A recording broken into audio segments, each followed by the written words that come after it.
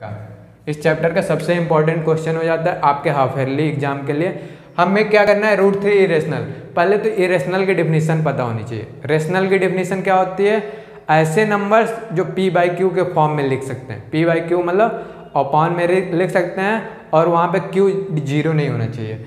Rational number क्या होते हैं, जो p बाई क्यू के फॉर्म में लिख सकते हैं और q does not equal zero, मतलब अपॉन में लिख सकते हैं और नीचे वाला क्या होना चाहिए, जीरो नहीं होना चाहिए। तो वो सारे नंबर रेशनल नंबर होते हैं और रेशनल को छोड़ के सारे नंबर जो बच गए वो इरेशनल होते हैं। तो हमें दिखाना क्या है, रूट 3 जो है वो भी इरेशनल होगा। रूट 3 को हमें इरेशनल दिखाना है। तो हमारा तरीका क्या होगा, यहाँ पे इसको हम मान लेते हैं क्या, हम मान लेते हैं इसका उल्टा मान लेते हैं। हमें इरेशनल दिखाना है, हम मान लेते हैं कि ये रेशनल नंबर है। रेशनल नंबर क्यों मान ले रहे हैं, अगर गलत मानेंगे तो गलत रिजल्ट आएगा। तो हम मान लेंगे कि गलत इसलिए आया है क्योंकि हमने गलत माना है। तो इसका मतलब हमने रेशनल माना था तो इसलिए गलत रिजल्ट आ जाएगा। तो इसका मतलब रेशनल नहीं हो सकता, इरेशनल होगा। स्टार्टिंग कहाँ से करना है, इसका कंट्राडिक्ट मान के। कंट्राडिक्ट क्या मानेंगे, let if possible, let if possible root 3 is rational number. हमने मान लिया क्या, अगर पॉसिबल है तो हम इसको रेशनल नंबर मान लेते हैं। रेशनल नंबर मान के हम चेक करेंगे कि क्या हम सही माने हैं कि नहीं, सही माना है कि नहीं। अगर सही नहीं माना होगा तो गलत रिजल्ट आएगा। गलत रिजल्ट आएगा तो हम बोल देंगे कि हमने गलत माना था। तो इसका मतलब क्या है, रूट 3 इरेशनल नंबर ही है। हमने क्या माना, रूट 3 को रेशनल नंबर, और रेशनल नंबर का डिफिनीशन क्या बोलता है कि रूट 3 अगर रेशनल नंबर है तो इसको p बाई क्यू के फॉर्म में लिख सकते हैं। p बाई क्यू बोलिए चाहे a बाई बी। रूट 3 को हम क्या लिख सकते हैं, अपॉन में लिख सकते हैं, a अपॉन b के फॉर्म में। और a और b में कोई कॉमन फैक्टर नहीं है। हियर यहाँ पे क्या है, a और b में कोई कॉमन फैक्टर नहीं है। a b has no common factor. Common factor, common factor का मतलब क्या है, जैसे 2/5 है, 3/8 है। ऐसा नंबर जो 3 को भी डिवाइड करे और 8 को भी डिवाइड करे, ऐसा कोई नंबर नहीं है जिससे 2/5 है। 2/5 है ऐसा नंबर जो 2 को भी डिवाइड करे, 5 को डिवाइड करे। इन दोनों में कोई कॉमन फैक्टर नहीं मिल रहा है। इसका मतलब ऐसे ही हमने माना a और b को कोई कॉमन फैक्टर नहीं है। a और b का कोई कॉमन फैक्टर नहीं है। हमने मान लिया a और b का कोई कॉमन फैक्टर नहीं है। अब यहीं से स्टार्ट होता है हमारा प्रोसेस। अब क्या करेंगे, दोनों साइड का स्क्वायर करते हैं। Squaring both side, squaring both side.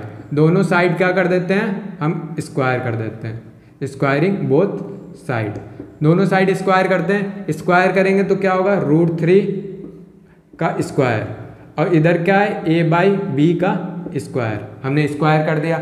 अब रूट 3 का स्क्वायर, हमने बताया था स्क्वायर करने से क्या होता है, रूट हट जाता है। रूट 3 था, अब यहाँ पे बचेगा क्या, सिर्फ 3। और a का स्क्वायर करेंगे तो a स्क्वायर होगा, b का स्क्वायर करेंगे b स्क्वायर होगा। अब क्या करेंगे, इधर क्रॉस मल्टीप्लाई हो सकता है। इधर क्रॉस मल्टीप्लाई करेंगे तो इस साइड क्या बचेगा, a स्क्वायर, इधर बचेगा a स्क्वायर, और इसका इधर मल्टीप्लाई किया तो ये बचा 3b स्क्वायर। अब यहाँ पे क्या हुआ, अगर a स्क्वायर को हमने क्या लिख लिया, 3 इंटू बी स्क्वायर।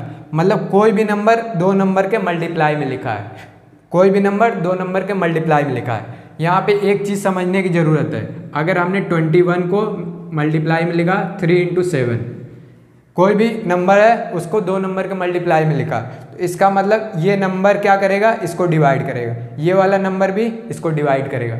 मतलब किसी नंबर को दो नंबर के मल्टीप्लाई में लिखा जाता है तो वो दोनों नंबर इसको डिवाइड करते हैं। इसका मतलब क्या है, 3a स्क्वायर को भी डिवाइड करेगा। तो हमें सिर्फ 3 से मतलब है, क्योंकि हमें आगे चल के क्या दिखाना है, a का कॉमन फैक्टर दिखाना है कि हमने माना था कॉमन फैक्टर नहीं है, लेकिन हम इसका उल्टा दिखा देंगे कि इसके पास कॉमन फैक्टर है। तो a स्क्वायर को लिखा है हमने, तो दैट मीन्स क्या है, that means a square is divisible by 3। अगर कोई भी नंबर दो नंबर के मल्टीप्लाई में लिखा है तो इसका मतलब 3 से ये डिविजिबल है। अगर किसी नंबर का स्क्वायर डिविजिबल है तो इसका मतलब वो नंबर से उसका वो नंबर भी डिविजिबल होगा। जैसे 5 का स्क्वायर है, अगर ये 5 से डिवाइड होता है तो अगर स्क्वायर हटा भी देंगे तो ये भी क्या होगा, डिवाइड होगा।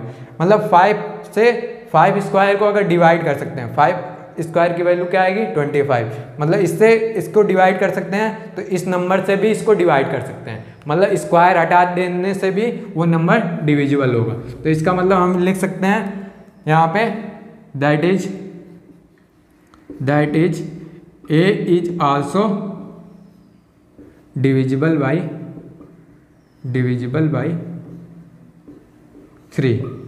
अब ये हमें मान लेते हैं ये है इक्वेशन नंबर 1 मान लिया हमने।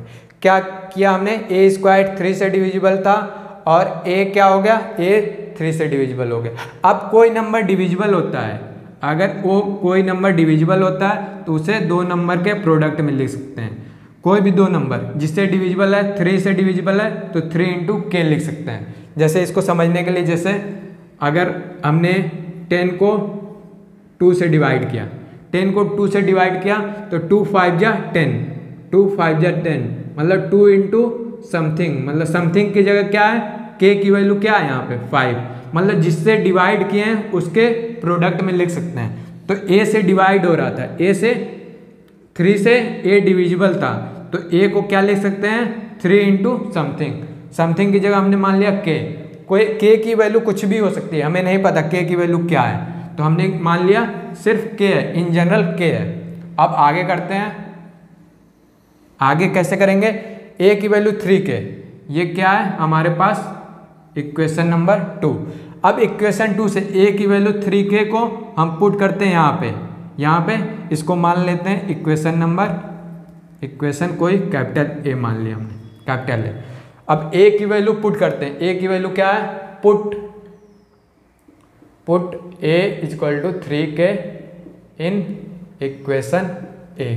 इक्वेशन A में पुट करते हैं, इक्वेशन A हमारे पास क्या है a स्क्वायर, मतलब यहाँ पे 3k पुट करेंगे तो 3k का स्क्वायर इक्वल में क्या होगा 3 इंटू बी स्क्वायर, 3 का स्क्वायर करेंगे 9, 3 का स्क्वायर करेंगे 9, k का स्क्वायर k स्क्वायर हो जाएगा, और इसके बाद क्या होगा 3 इंटू बी स्क्वायर।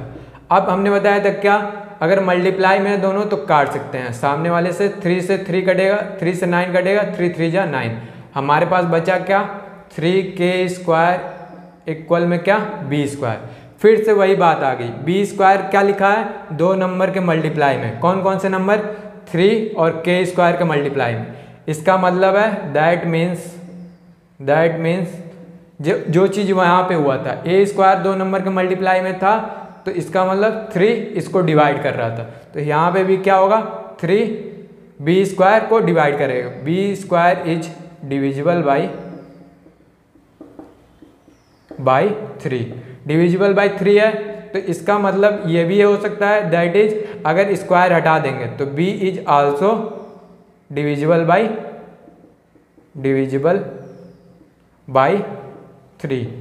3 से डिविजिबल है। अब इसको मान लेते हैं हम इक्वेशन नंबर 3। हम पढ़िए इक्वेशन 1 को पढ़िए, यहाँ पे क्या मिला है हमें, a is also divisible by 3, a को 3 डिवाइड कर रहा है और b को भी 3 डिवाइड कर रहा है। यहाँ से हमें दो कंट्राडिक्शन मिले। क्या क्या कंट्राडिक्शन मिला कि हमने शुरू में माना था कि a और b का कोई कॉमन फैक्टर नहीं है, लेकिन हमें मिला क्या, a को 3 डिवाइड कर रहा है और b को भी 3 डिवाइड कर रहा है। इसका मतलब a और b के पास वो मिल गया, एक कॉमन फैक्टर मिल गया। अब ये लिखेंगे this is contradiction of our assumption. हमने जो माना था उसी का कंट्राडिक्शन मतलब उल्टा, जो हमने माना था उसी का गलत आ गया। हमने माना क्या था, हमने माना था कि a और b के बीच में कोई कॉमन फैक्टर नहीं है, लेकिन हमें कॉमन फैक्टर मिल गया, a को भी 3 डिवाइड कर रहा है, b को भी 3 डिवाइड कर रहा है। इसका मतलब क्या है, हमने गलत माना था, हमने रेशनल नंबर माना था तभी तो गलत आया है। तो इसका मतलब that is √3 is irrational number. सबसे इंपॉर्टेंट क्वेश्चन है आपके एग्जाम के लिए, √2, √3 और √5।